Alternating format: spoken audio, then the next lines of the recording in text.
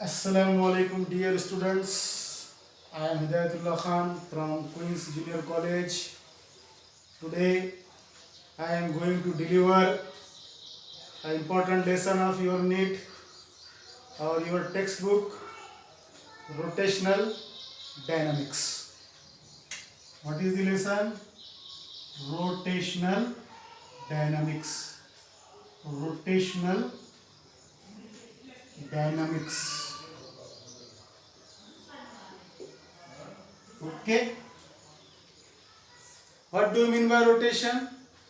Any object which perform rotation. And what is the cause of rotation? Is the force. When we apply the force, the object perform rotation. Okay. In Hindi, the meaning of rotation is घूमना. इन उर्दू उसे कहते हैं घूमना. जैसा कि हमारी ये watch है, इसमें जो है तो 3 कांटे हैं. एक घंटा बताता है, एक मिनट बताता है और एक सेकंड बताता है. तीनों घूम रहे. They perform the rotation. What is the cause of rotation? The force. अब फोर्स लग रहा कहाँ से? तो हमने जो इसके अंदर जो सेल लगाया हुआ है, जो हमने बैटरी लगाई हुई है, वो बैटरी जो है नेसेसरी फोर्स प्रोवाइड कर रही, जिसकी वजह से वो घूम रहे हैं. यानी ये घूमना है और उसका काज क्या है? फोर्स. मतलब किसी भी ऑब्जेक्ट के घूमने का पर्टिकुलर काज है. ऑब्जेक्ट का घूमना और उसका काज आता है डायनामिक्स. डायनामिक्स यानी कि किसी भी ऑब्जेक्ट को अगरचे अपन फोर्स अप्लाई करते हैं तो वो ऑब्जेक्ट इस डायरेक्शन के अंदर आगे जाता है.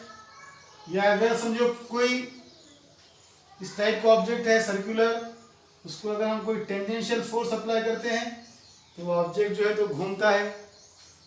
वो आता है डायनामिक्स के अंदर. तो डायनामिक्स क्या है? Cause of rotation. Okay. Rotation हो रहा ऑब्जेक्ट का, no doubt there will be rotation. Cause of rotation is the dynamics. Therefore, this one is the important branch. And in physics, the important lesson is rotational dynamics. Okay. In physics, the important lesson is rotational dynamics. Rotational dynamics. अब ये rotational dynamics जो है कहां से आता है? ये आता है मैकेनिक्स. यानी कहां से स्टडी करते हैं? ये मैकेनिक्स से. मैकेनिक्स है क्या? फिजिक्स की वो इंपॉर्टेंट ब्रांच है जिसके अंदर हम जो है किसी भी ऑब्जेक्ट के मोशन के बारे में, वो ऑब्जेक्ट का मोशन क्यों हुआ उसके बारे में, वो ऑब्जेक्ट अगर रेस्ट में है तो वो क्यों रेस्ट में है उसके बारे में, डिफरेंट टाइप की मालूमात को जो है स्टडी करना, यानी कि वो फिजिक्स की ब्रांच कहलाती है mechanics. Okay. Write down students definition of mechanics. Mechanics is the branch of physics. Okay. Write down definition. Mechanics is the branch of physics, okay, which deals with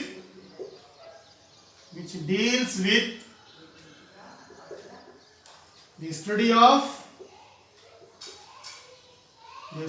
of motion. Okay. Effect of motion. Effect का और क्या हो सकता है अपन? Cause of effect of motion और cause of motion. और rest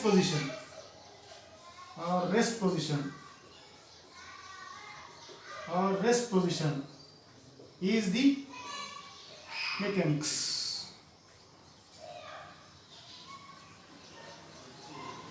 mechanics है क्या? मैकेनिक्स जो है फिजिक्स की वो इंपॉर्टेंट ब्रांच है जिसके अंदर जो है हम क्या करते हैं, किसी भी ऑब्जेक्ट के मोशन के बारे में, ओके, मोशन का जो है इफेक्ट क्या हुआ उसके बारे में, उसके काजेस और उसकी जो है ऑब्जेक्ट की जो है रेस्ट पोजीशन के बारे में स्टडी करते हैं, वो कहलाती है मैकेनिक्स। ओके, आया माइंड में। अब जो है मैकेनिक्स जो है ब्रांच है, तो इसके जो है तो 3 और ब्रांचेस। ओके, मैकेनिक्स लिख कर लीजिए, write down this notes in your notebook. Mechanics mainly divided into 3 branches. First branch is kinematics.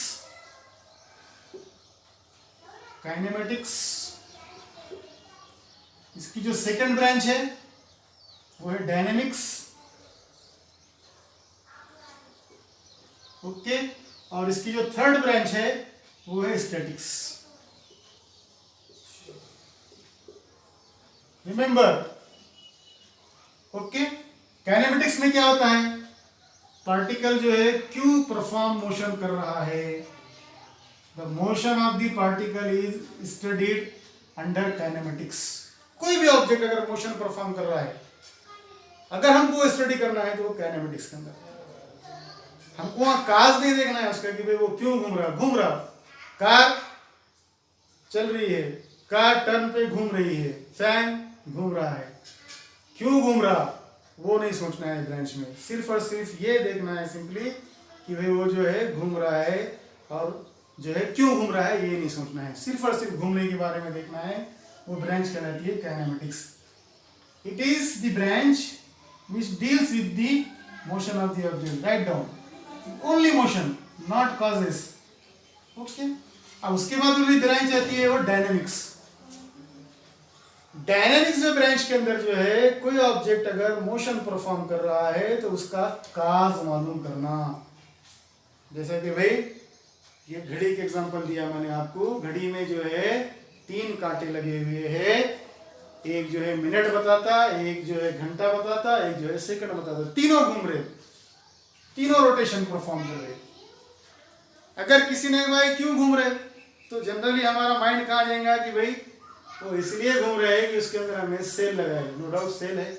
Cell क्या है, फिजिक्स और केमिस्ट्री की भाषा में सेल यानी कि एक ऐसी चीज है जो फोर्स प्रोवाइड करती। ओके, इसका मतलब क्या है, फिर वो फोर्स काज है इसका रोटेशन का। ओके, तो ये डायनामिक्स के अंदर आता है कि भाई वो क्यों घूम रहा, समझ में आ रही ना। जैसा कि भाई फॉर एग्जांपल मेरे पास अभी पेन है, मैंने नीचे छोड़ दिया, गिर गया जमीन पर। ओके, क्यों गिरा, ऑटोमेटिक कोई मिरेकल है, कोई जादू है, कोई मिरेकल भी नहीं है, कोई जादू नहीं है। जमीन का जो अपना फोर्स है, ग्रेविटेशनल फोर्स, वो पेन को अपनी तरफ खींचा और पेन जो है कहाँ आकर गिर गया, ग्राउंड पर आकर गिर गया।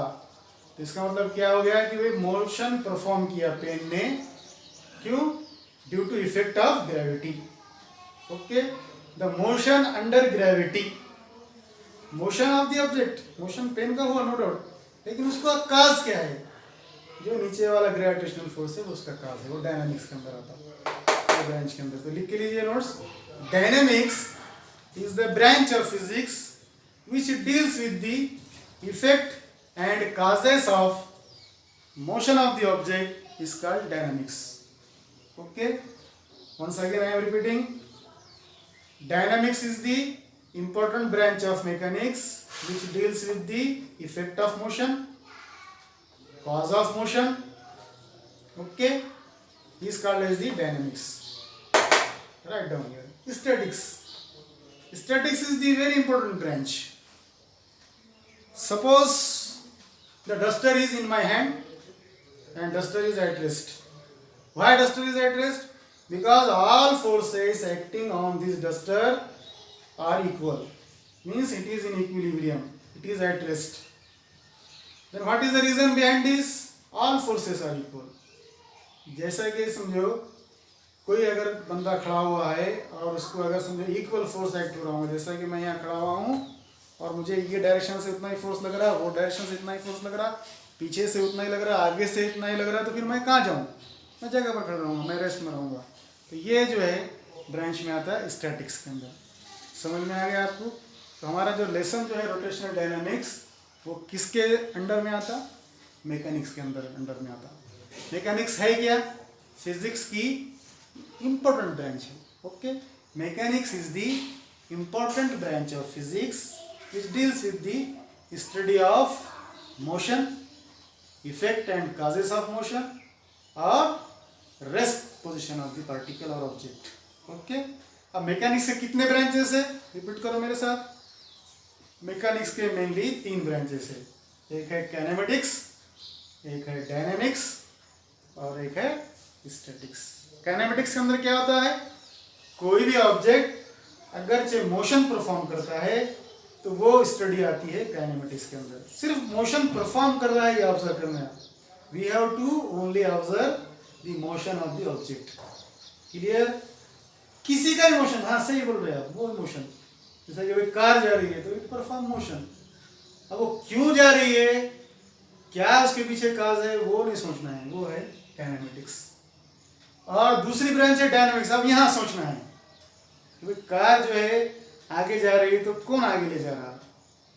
तो हमें माइंड में आता है कि भाई उसके अंदर जो फ्यूल है, जो डीजल है, पेट्रोल है और जो बैटरी है स्टार्ट के अंदर जो है, तो वो क्या प्रोवाइड करते हैं? फोर्स प्रोवाइड करते हैं। इसका मतलब फिर क्या है? फोर्स से क्या होगा? उसका मोशन। तो ये काजेज जो स्टडी करते हैं वो आता है डायनामिक्स के अंदर। और स्टैटिक्स के अंदर जो है कोई ऑब्जेक्ट है रेस्ट में है, डस्टर इज एट रेस्ट। क्यों रेस्ट में है? क्योंकि ग्रेविटेशन फोर्स लग रहा और जो है तो उसको जो है बैलेंसिंग करने के लिए मेरा हैंड बीच में आया हुआ है। तो इसका मतलब क्या होगा? इसके ऊपर जितने भी फोर्सेस एक्ट कर रहे हैं वो सब फोर्स क्या है? जीरो है। मतलब जीरो है मतलब क्या है? फोर्सेस लग रहे लेकिन उनका अगर सम करें हमने तो वो आता है सम इक्वल। तो सम इक्वल आ गया, इसका मतलब क्या है? वो रेस्ट में आ गया। ओके, समझ में आ गई बात से अच्छी तरीके से?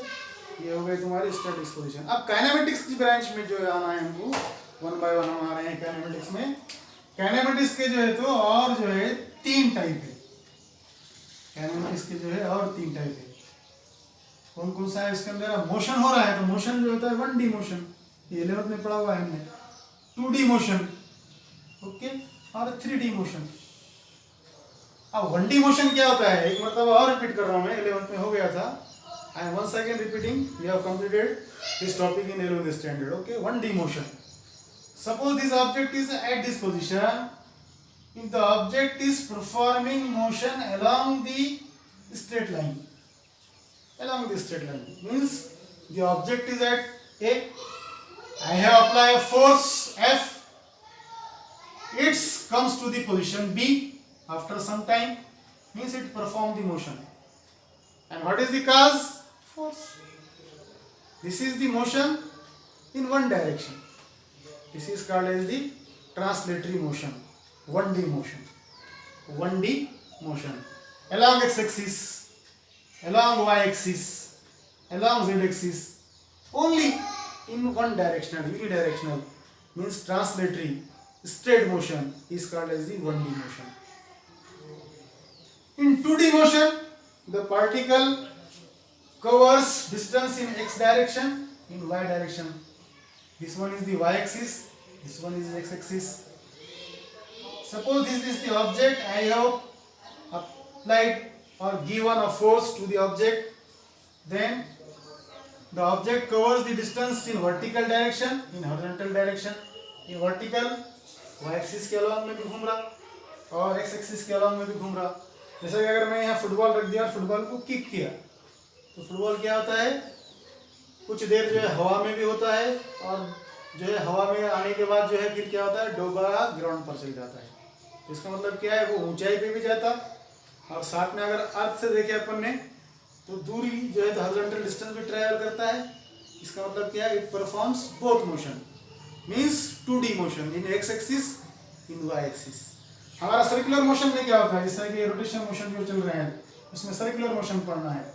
तो सर्कल परफॉर्म क्या करता है? मोशन परफॉर्म करता है। X axis, this one is Y axis, this one is X dash axis, this one is Y dash axis. Okay, अब यहाँ पर अगर देखा जाए तो आपको देखेंगे कि मोशन जो हो रहा है तो ये एक्स के अलाउंग में, ये वाई के अलाउंग में, फिर एक्स के अलाउंग में, वाई के अलाउंग में। Means the object perform motion along x axis along y-axis. Means in both axes. This is the 2D motion. And 3D motion in container. This one is the container. Okay.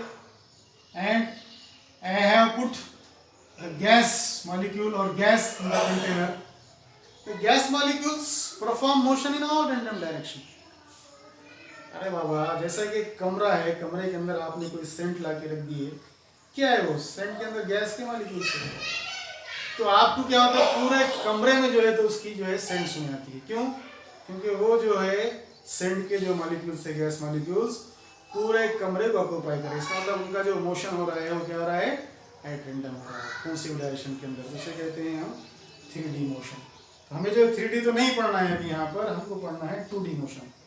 तो किसी ने कहा है कि भाई circular motion जो आप पढ़ना है रोटेशनल मोशन के अंदर, जो है पहला आपका जो है पेज है टेक्स्ट बुक का, वहाँ पर आपको जो है सर्कुलर मोशन पढ़ना है। तो circular motion is the motion which is the rotational motion. Example of rotational motion. Why rotational motion? Because the object rotates along the circumference of the circle. यानी कि सर्कल के सर्कमफ्रेंस पर जो है तो क्या करता है, ऑब्जेक्ट मोशन परफॉर्म करता है। जैसे ये सर्कल है, टेंथ स्टैंडर्ड में आपने पढ़ा हुआ है सर्कल। सर्कल के अलोंग में जो मोशन होता है वो मोशन कहलाता है सर्कुलर मोशन। यानी कि ये है 2D मोशन। 2D क्यों है? क्योंकि ये x एक्सिस के अलोंग भी है और ये y एक्सिस के अलोंग भी है। तो this motion is the 2D motion because the motion of the object performs along the x direction as well as y direction. Then this motion is called as the circular motion. So write down, student, definition of circular motion. Write down the motion of the object along the circumference of the circle is called as circular motion. Okay. Here is the motion in anti-clockwise sense. I am waiting 1 minute.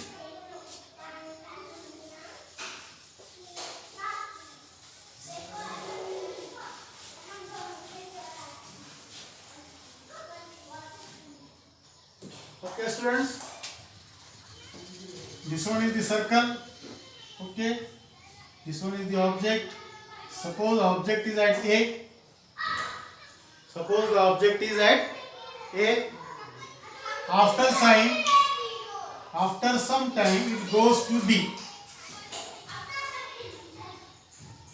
Okay. Means initially the object is at A, and after some time it goes to B. Means it covers a distance. It covers a distance. Okay, students. A is the initial position. B is the final position. Okay.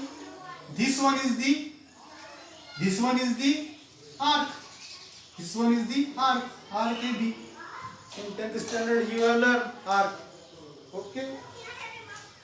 The motion is along the circumference. The total motion is along the circumference in anti-clockwise sense. ये anti-clockwise sense के अंदर क्या हो रहा है, इसका motion हो रहा है। ओके। तो A से जो है B तक गया वो टाइम t में, तो इसी टाइम में जो है तो यहाँ पर जो है उन्हें एंगल जो है तो क्या करेंगे, ट्रेस करेंगे। This angle is called as the theta. Okay, समझ में आई बात? तो सर्कुलर मोशन क्या है? The motion of the object along the circumference of the circle. Along the circumference of the circle. Okay. Have you got it, students? We will complete in the next lecture.